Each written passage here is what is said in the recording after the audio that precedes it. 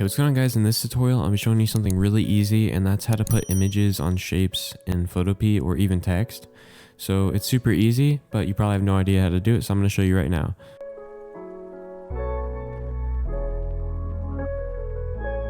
Okay, so the first thing you want to do is go down here to your shape tool or text or whatever you want to put the image on.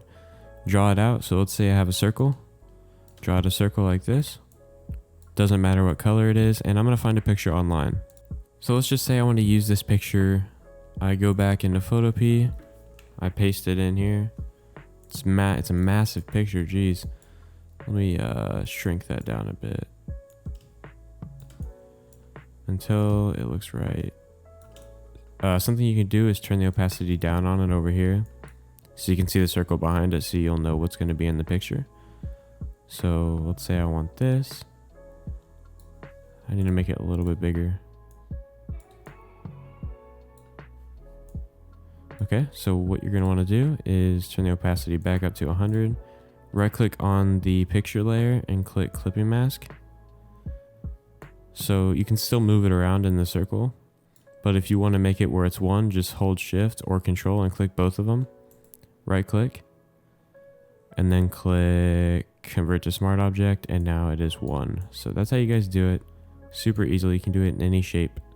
You guys can also do this to text. So let's get our text tool and type in something and turn the size up. It's best to do this with thick text because you can see the texture better. So I'm going to go with this font. And just find a picture online like we did before and do the same thing. So I'm going to find a picture. I got one, bring it in, and then put it over the text. And now do the clipping mask thing. So right click on a clipping mask and it's on the text now. You could turn the opacity down to reveal the color beneath it. Or you can even go down here and add a raster mask. Go to the brush tool, turn the color to black, and if you start brushing, it'll start to fade away. Make sure to choose soft brush. It'll start to fade away inside. So if you want like the outsides to be like a certain texture, like if this is ice and you want the bottom layer to be like white and then you want the outside layer to be like frozen, you can do that by just adding a raster mask.